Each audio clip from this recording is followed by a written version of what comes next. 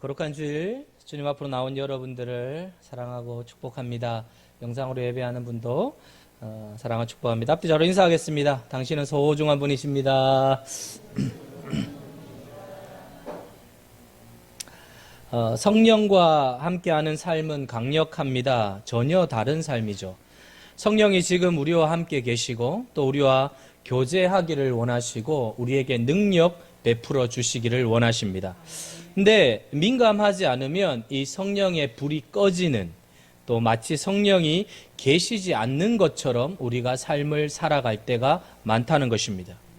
자, 영적 민감함은 성령과의 교제의 핵심적인 부분이고 또 성령께 민감할수록 우리가 어디에 민감해지는가 하면 죄에 대해서 대단히 민감해지죠.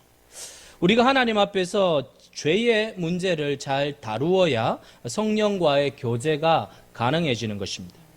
늘 문제는 무엇이냐 하면 죄의 문제입니다. 죄에 대해서 둔감해지는 것입니다. 요즘 죄에 대한 기준이 굉장히 낮아졌습니다. 죄에 대한 태도도 당연히 느슨해진 것입니다. 죄에 대한 기준을 우리가 계속 떨어뜨리고 있죠. 그 정도야 뭐 까짓 것 다 하는데 그 정도가 뭐 죄라고 할 수 있어? 나만 그런 거 아니잖아. 이 정도면 괜찮지 않아? 또 죄라고 말하는 것조차 꺼리는 시대입니다. 죄를 죄라고 이야기하지 않습니다. 상처라고 이야기합니다. 상처에서 나온 쓴뿌리, 그것은 내가 연약하기 때문에 한번 실수한 거야. 죄를 가볍게 다루고 넘어가는 것입니다. 죄가 얼마나 무서운지 모르는 것입니다. 이것은 우리 안에 있는 영적 둔감함에서 나오는 거죠. 여러분, 죄의 기준은 우리가 정하는 게 아니에요. 하나님이 정하시는 것입니다. 하나님이 죄라고 하면 죄인 것입니다. 죄는 우리가 알고 있는 것처럼 하나님과의 관계, 교제를 다 박살내버립니다. 죄의 문제가 끼어들게 되면 성령과의 교제가 단절되는 것입니다. 그래서 죄 가운데 있으면 성령과의 교제를 하려고 애를 쓰지만 불가능해요. 오늘 본문 7절, 8절 보시면 이렇게 되어 있습니다. 7절, 8절 같이 읽겠습니다. 시작. 하나님이 우리를 부르심은 부정하게 하심이 아니요 거룩하게 하심이니 그러므로 저버리는 자는 사람을 저버림이 아니요 너희에게 그의 성령을 주신 하나님을 저버림. 거룩하게 우리를 부르셨는데 거룩함을 저버리면 우리는 하나님을 저버리게 된다는 거예요. 하나님을 저버리고 그냥 산다는 것입니다. 3절도 보면 이렇게 되어 있습니다. 3절 시작. 하나님의 뜻은 이것이니 너희의 거룩함이라 곧 음란을 버리고. 하나님의 뜻이 분명하다는 것입니다. 거룩함이라는 것. 여러분, 우리가 하나님의 뜻을 굉장히 귀중하게 여겨야 합니다. 소홀히 여기면 안 되죠. 하나님께서 지금 오늘 우리 귀에다 갖다 대고 하는 말씀이 무엇인가 하면 내 뜻은 있는데 거룩함이다 라고 말씀하는 거예요. 우리가 이것을 염두에 두어야 합니다. 우리가 부르심을 다 받았는데 다른 부르심이 아니라 거룩하도록 불렀다는 거예요. 우리가 아무리 대단한 일을 하고 있다 해도 거룩을 놓치고 있으면 아무것도 아니라는 것입니다. 성경이 다루는 아주 중요한 주제라는 거예요. 그래서 하나님은 거룩에 대한 열정을 가지고 계신 분이죠. 다른 것은 몰라도 하나님은 거룩을 포기하지 않는다는 것입니다. 하나님은 사랑의 하나님이시지만 사랑에 거룩이 빠지면 아무것도 아니라는 거예요. 그래서 우리를 사랑하시지만 하나님은 거룩을 놓치지 않죠. 하나님은 거룩을 이루시기 위하여 당신의 아들을 죽이는 열정을 우리에게 보여주신 것입니다. 그러니까 여러분, 십자가에서 아들을 죽게 하신 것은 거룩에 대한 하나님의 열정이죠. 하나님께서 얼마나 거룩을 원하시는지 몰라요. 그리고 죄를 얼마나 하나님께서 혹독하게 다루시는지 이것은 성경 전체를 통하여서 절절하게 흐르고 있죠. 사랑하는 성도 여러분, 우리가 아무리 부르짖는다고 해도 응답이 안 될 때가 있습니다. 죄에 대해서 우리가 민감하게 다루지 않고 부르짖으면 허공만 치는 거죠. 여러분, 죄에 대해서 둔감해지면 모든 영적 기능들이 약화됩니다. 성령의 기름 부으심은 사라지고 영적인 능력은 더 이상 우리에게 발휘되지 않아요. 소멸되고 마는 것입니다.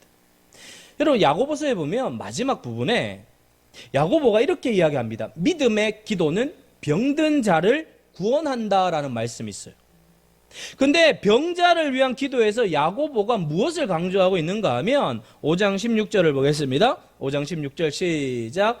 그러므로 너희 죄를 서로 고백하며 병이 낫기를 위하여 서로 기도하라. 의인의 간구는 역사하는 힘이 큼이니라. 병 낫기를 기도하기 전에 해야 될 일이 있는데 서로 죄를 고백하라는 거죠. 이 부분을 놓치지 말라는 것입니다. 야고보가 병보다 어디에 관심을 더 기울이고 있는가 하면 죄라는 거예요. 몸보다 영혼의 문제가 더 소중하다는 거죠. 사실은 예수님도 똑같습니다. 예수님을 병자를 그냥 고치지 않았어요. 네 죄 사함을 받았다 그래요. 병의 문제를 먼저 다루신 것이 아니고 죄의 문제를 먼저 다루셨죠. 그래서 야고보서에서도 야고보가 보았던 시각이 똑같습니다. 죄의 문제를 먼저 해결하라는 것입니다. 그리고 병 낫기를 기도하라는 거예요.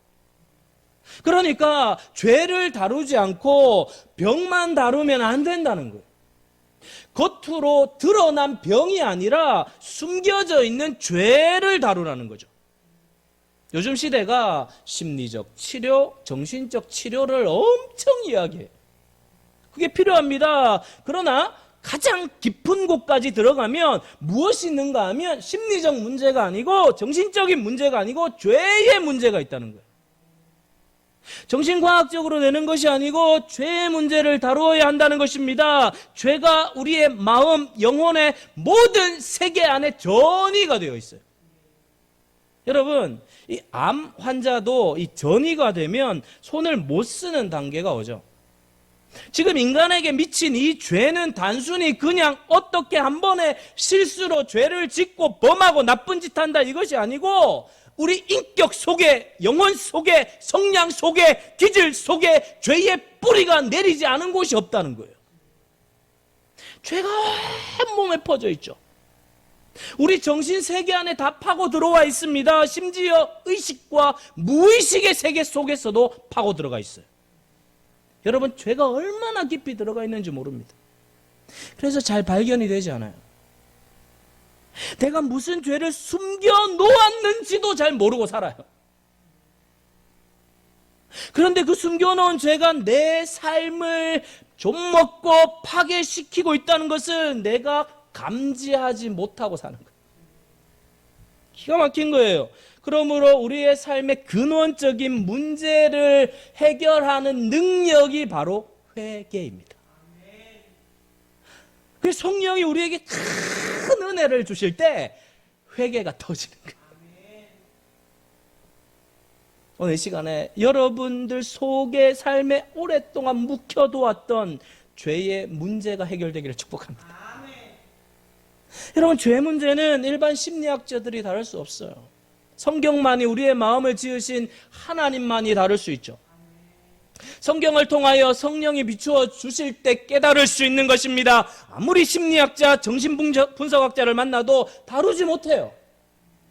오늘 성령만이 말씀을 통하여 우리에게 조명해 주실 때만이 가능하다는 것. 자, 의인의 간구는 역사하는 힘이 있다 그랬어요. 신약에서 누가 의인입니까? 믿음을 가진 자들이 의인이다. 의인이란 말은 구원받은 자다라는 뜻입니다.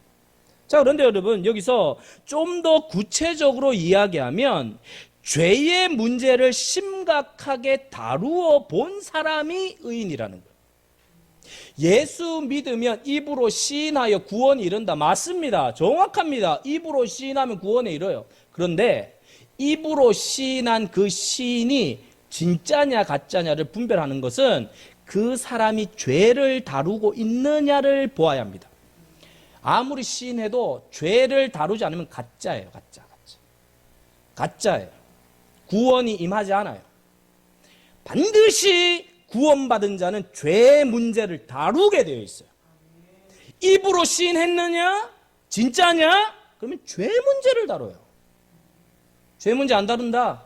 교회만 다닌다? 구원 없습니다. 그게 성경의 진술입니다. 의인이 되었다는 말은 죄의 문제를 다루고 그것을 통과한 사람이라는 거죠. 여러분, 누가 신자가 될 수 있습니까? 세월만 보낸다고 신자가 되는 게 아니에요. 교회만 들어온다고 신자가 되는 게 아니에요. 누가 진정한 신자가 되죠? 십자가를 통과해야 신자가 됩니다. 요즘 이것이 굉장히 약해져 있죠. 십자가를 통과해야 합니다. 십자가를 통과하는 것은 무엇입니까? 죄가 얼마나 심각한 것인지를 내가 아는 거예요. 죄가 하나님이신 그분이 하나님의 아들이 죽어야만 될 정도로 심각하다는 것. 여러분, 이것은 사실 상상할 수 없는 거죠. 하나님의 아들이 죄 없으신 그분이 죽으실 만큼 죄는 무서운 거예요. 그러니 십자가를 통과했다는 것은 간단한 말이 아닙니다. 자기의 죄의 덩어리를 본 것이에요. 죄가 얼마나 혹독한 과정을 치러야만 해결될 수 있는지를 내가 깨닫게 되는 것이죠. 그냥 예수 믿습니다라고 해서 되는 것이 아닙니다. 의인은 이제 죄의 문제를 결단코 간단하게 다루지 않고 죄를 바라볼 줄 아는 안목이 생기는 거예요. 보여요, 이제. 그러므로 여기에서 의인의 강구는 역사하는 힘이 많다라고 할 때는 무엇이냐 하면 날마다 자신을 예수 그리스도의 피로 정결하게 씻고 거룩함을 입은 사람들이라는 것입니다. 그래서 자신을 정결하게 하고 그 죄의 문제를 통과하면서 우리에게 치유의 역사들이 일어나게 된다는 것입니다. 여러분, 엘리야가 우리와 성정이 같은 사람이었지만 엘리야를 통해 하늘 문이 3년 6개월 동안 비가 오지 않게 한 일이 일어났습니다. 의인의 강구는 역사하는 힘이 많다라고 한 그 사람은 엘리야입니다.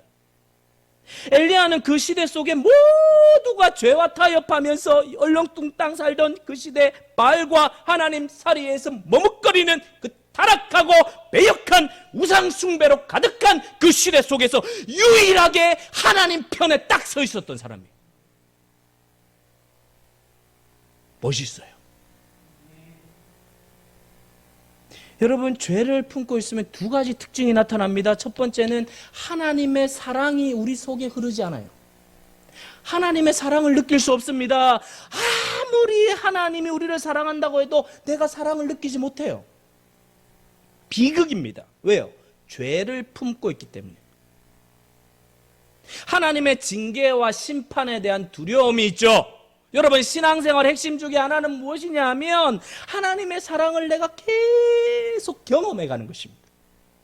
아무리 힘들고 어려워도 하나님이 나를 사랑한다는 것을 내가 알 때 이기는 것입니다.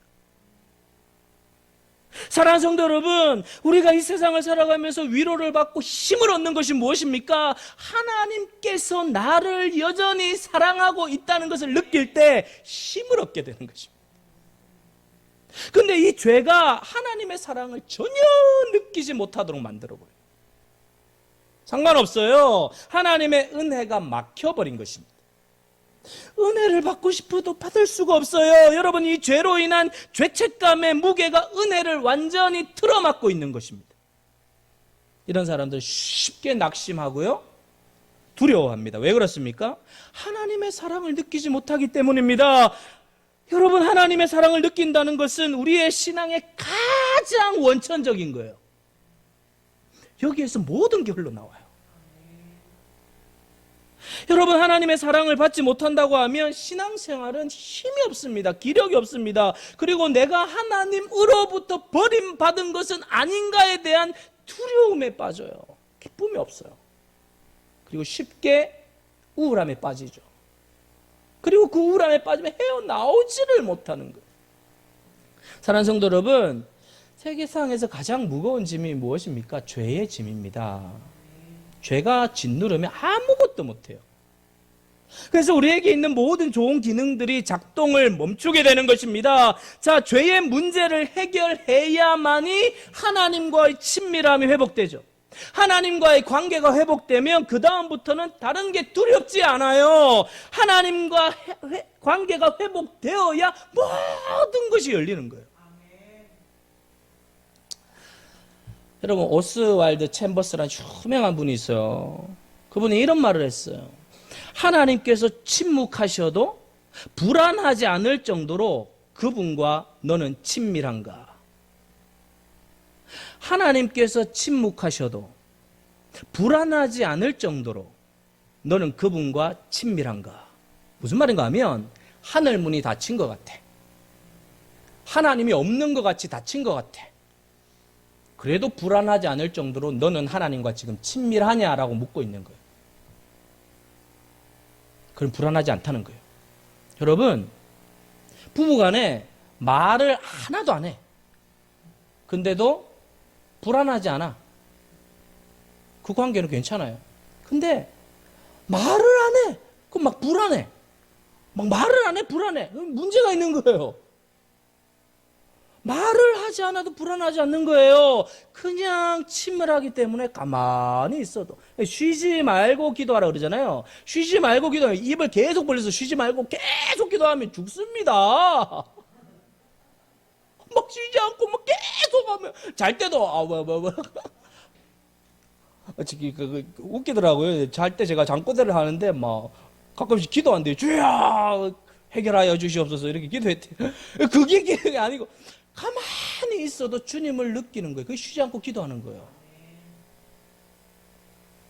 여러분, 죄가 하나님과의 친밀함을 다 뺏어가요. 다 뺏어가.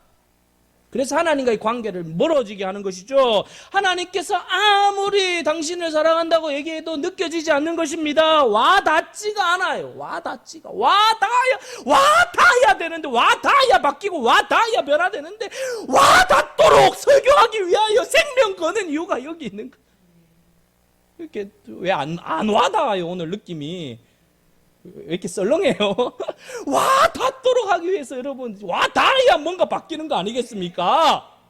여러분들에게 와닿아야. 그러니까 대충 하는 게 아니에요, 여러분.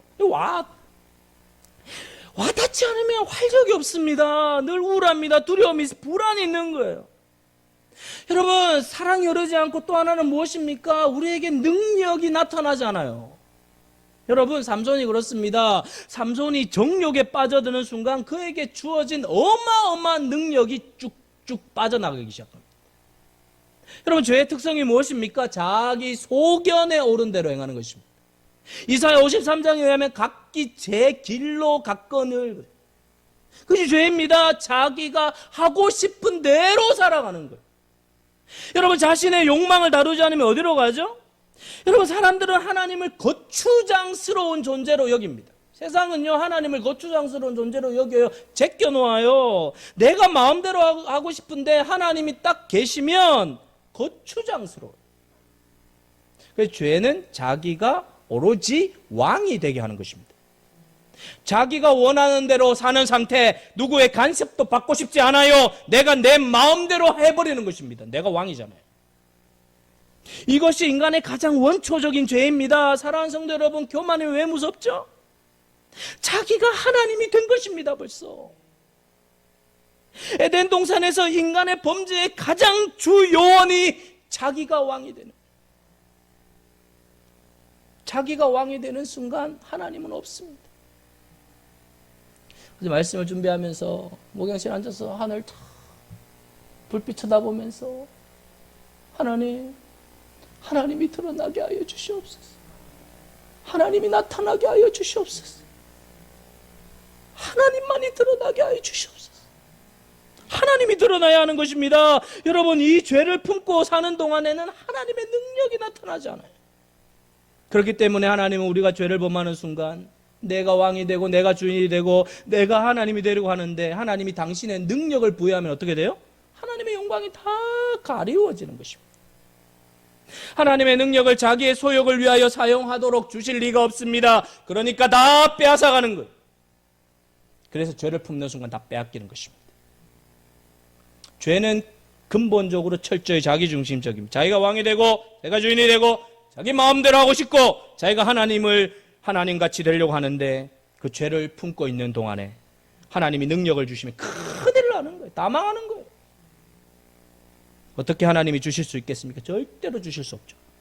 그러므로 죄를 품는 순간 하나님의 능력은 다 떠나가는 것입니다.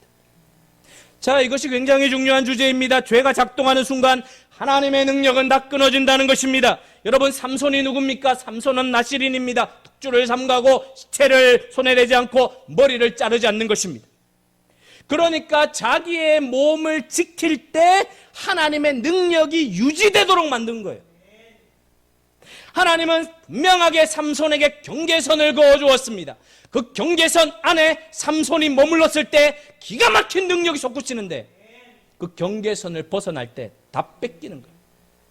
다 빼앗아가는 거예요. 여러분, 초등학교 때 책상이요, 한 개였잖아요. 한 개. 여러분도 한 개였습니까? 줄 그어 놓잖아요. 줄 그어놔요. 빼앗긴 지우개만 한 트럭 돼, 한 트럭.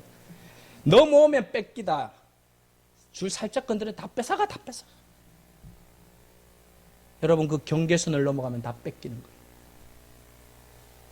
어마어마한 하늘의 능력이, 권능이 있는데 죄를 범하는 순간 다 빼앗아.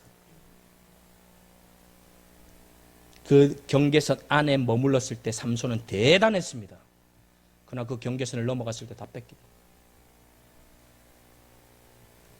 사랑하는 성도 여러분, 하나님은 오늘도 저와 여러분을 하나님의 능력의 대행자들로 사용하기를 원하십니다. 하나님은 모든 것을 우리에게 다 주고 싶어 하죠. 문제는 우리가 그 능력을 다룰 수 없다는 데 문제가 있습니다. 그래서 영적인 권세를 달라고 하기 전에 점검해야 될 것이 바로 이것입니다. 내가 하나님의 능력을 담을 그릇이 되는가? 그릇.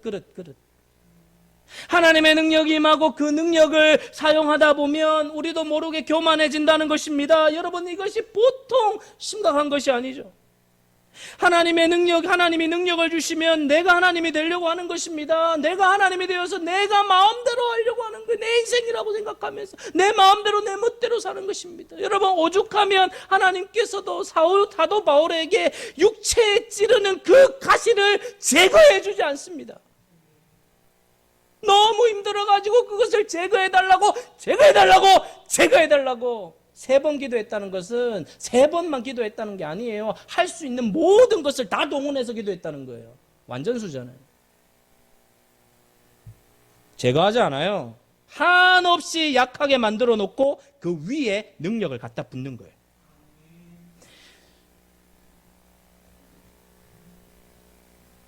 여러분, 오늘날 이 시대의 교회와 신자들의 모습에서 발견하는 것은 무엇입니까? 겉으로는 다 멀쩡해요.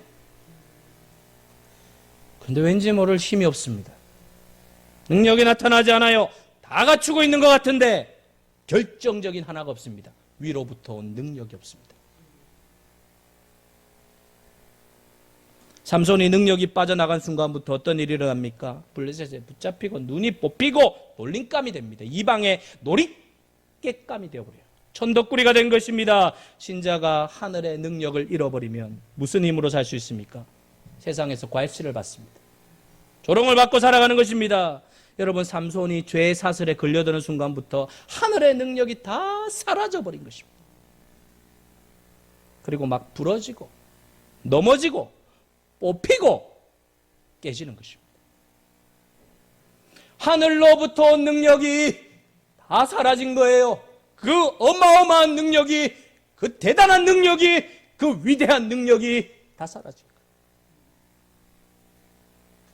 사랑하는 성도 여러분, 오늘 우리의 삶에 어쩌면 능력을 잃어버렸다면 저는 오늘 이 시간에 여러분들이 진지하게 죄의 문제를 짚고 넘어가시길 바랍니다.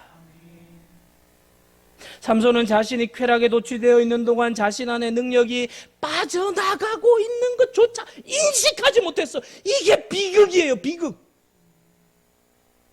죄가 주는 위험함이 바로 그런 것입니다. 능력이 빠져가는데 능력이 빠져나가는 줄을 몰라요. 능력이 줄줄 새고 있는데 능력이 새고 있는 줄도 몰라요. 다 빠져나가고 다 잃어버리고 다 망가지고 있는데도 몰라요. 여러분, 오늘날 돈을 잃어버린 것이 위험한 것이 아닙니다.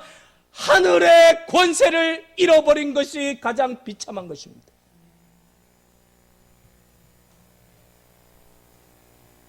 우리 교회가 하늘의 권세를 다시 되찾는 교회 되길 소망합니다.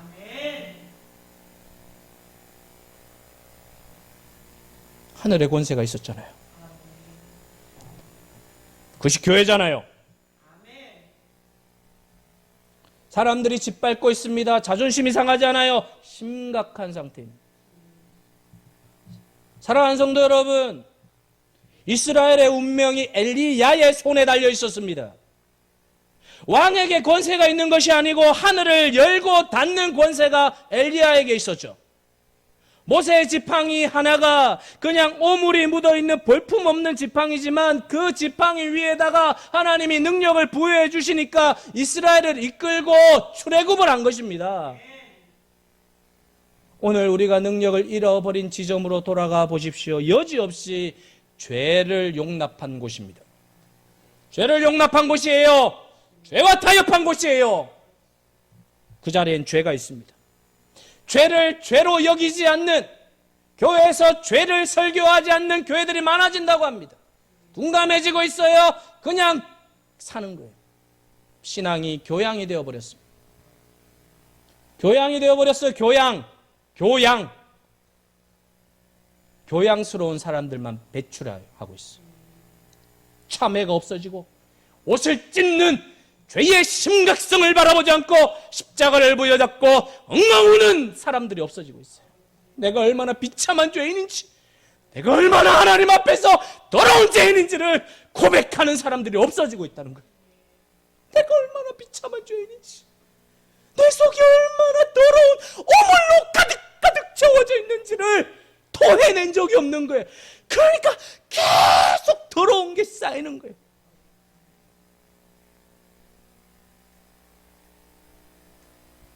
사랑하는 성도 여러분, 회개하고 성령의 충만함을 받으라 그랬어요.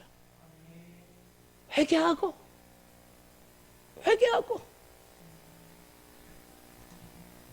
사랑하는 성도 여러분, 저는 우리 교회에서 회개가 터지기를 소망합니다. 내가 죄인입니다. 아주 작은 죄라도 용납하지 말라는 것입니다. 자, 여러분, 그렇다면 어떻게 해야 될까요? 고백해야 된다는 거예요. 시편 24편 3절 4절 보겠습니다. 시작. 여호와의 산에 오를 자가 누구며 그의 거룩한 곳에 설 자가 누구인가? 곧 손이 깨끗하며 마음이 청결하며 뜻을 허탄한 데 두지 아니하며 거짓 맹세하지 아니하는 자로다. 여호와의 산에 누가 오르느냐? 거룩한 곳에 설 자가 누구냐? 손이 깨끗하며 마음이 청결하며 뜻을 허탄한 데 두지 않으며 거짓 맹세하지 아니하는 자로다. 무슨 말입니까? 죄의 문제를 가지고는 하나님의 산에 오를 수 없다는 거죠. 불가능하다는 거예요. 그러므로 우리는 앞으로 아주 작은 죄라도 민감하게 다뤄야 합니다. 하나님 앞에서 작은 죄는 없어요. 죄는 죄예요. 여러분, 아주 작은 죄라도 하나님 앞에 나아가는데 방해가 된다는 것입니다. 작은 죄를 소홀히 여기게 되면 그때부터 하늘의 능력이 줄줄줄줄 새는 거예요. 민감해야 된다는 거예요. 스쳐 지나가는 음란한 생각이 우리의 영혼을 얼마나 쇠약하게 만드는지 모르죠. 거짓말을 했는데 기도가 딱 막히는 것입니다. 여러분, 작은 거짓말 그런 거 없어요. 거짓말은 거짓말이에요.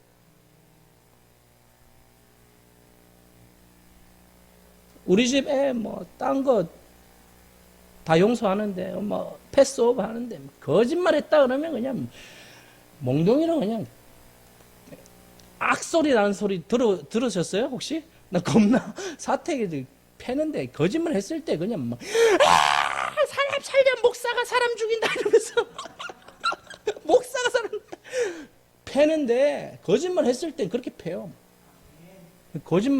내가 딴 거 용서하는데 너 거짓말하면 나 용서 안 한다. 오도 터져도 있는 그대로 얘기하라. 오도 터져도. 여러분, 죄는 용납하면 안 돼요. 죄는 용납하면 안 돼요. 우리의 능력을 다 세게 만들죠.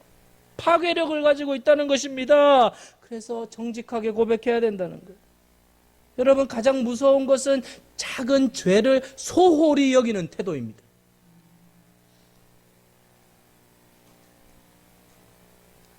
3절에 보면 음란을 버리고 그랬어요. 하나님을 모르는 이방인과 같이 세욕을 따르지 말고, 여기에 무슨 죄를 지적하고 있습니까? 음란의 죄에 대해서 지적하고. 우리 시대에 귀를 기울여야 합니다. 음란의 영이 가득해요. 요한계시록에 보면 음녀가 물 위에 앉아있죠. 물 위는 세상이죠. 세상을 짓누르고 있는 음란의 영이 가득하다는 것입니다. 인터넷, 텔레비전, 영상을 나와보십시오. 결혼 바깥에서의 성이 강조되고 있어요. 결혼관계 안에서 성이 무너지고 결혼 바깥의 성을 포장해 놓았어요. 너 아직도 그 남자랑 살아? 막 그러고. 아직도 살아? 그러고. 정신 나갔습니다, 지금. 삼손이 여자에게 빠져들면서 위험한 길을 걷기 시작한 것입니다. 거기에서 빠져나오지 못하자 결국은 하나님이 주신 능력을 다 잃어버린 거예요. 삼손은 자기가 하나님의 능력을 컨트롤할 수 있다고 착각했습니다. 자기의 욕망을 마음껏 향유할 수 있다고 믿고 경계선을 막 넘나들었어요. 하나님의 정해놓으신 경계선을 넘어가 버린 것입니다. 사랑하는 성도 여러분, 우리 삶 속에 있는 모든 죄를 버리라는 것입니다. 돌이키라는 것입니다. 자, 오늘 특별히 관심을 가져야 되는 습관적인 죄입니다. 여러분, 일시적으로 회개했지만 계속 반복적으로 짓는 죄가 있어요. 이게 뭐예요? 죄가 집을 지어놓은 거예요. 집을 지어놓았습니다. 둥지를 튼 거예요. 견고한 진이 있습니다. 여러분, 정욕은 굉장히 무서운 것입니다. 정욕은 반드시 다시 찾아오게 되어 있어요. 뿌리가 아주 깊습니다. 강으로 치면 줄기가 아주 길게 뻗어 있어요. 근원이 깊습니다. 아주 작은 반응에도 넘어지죠. 여러분, 습관적인 게 왜 위험합니까? 처음에는 가책을 느끼지만 나중에는 가책을 전혀 느끼지 않아요. 담담합니다. 뻔뻔합니다. 얼마나 뻔뻔한지 몰라요. 별의별 죄 다 세워놓고 교회 와서 뻔뻔해요. 그러라고 십자가 준 게 아니에요. 하나님, 내 힘으로는 도저히 감당할 수 없사오니 십자가 앞에 무릎을 꿇습니다. 나를 불쌍히 여겨 주시옵소서. 이 죄의 문제, 이 습관적인 죄를 도무지 내 힘으로는 감당할 수 없사오니 하나님의 아들의 십자가의 복음의 능력으로 내가 죄와 싸우고 거룩하고 정결하고 복된 삶을 살게 하여 주시옵소서. 여러분, 다윗이 뭐라고 합니까? 죄가 항상 내 앞에 있다 그래요. 죄가 항상 내 앞에. 다윗만 그래요? 아니에요. 저도 그래요. 저도 그러고 다 그래요.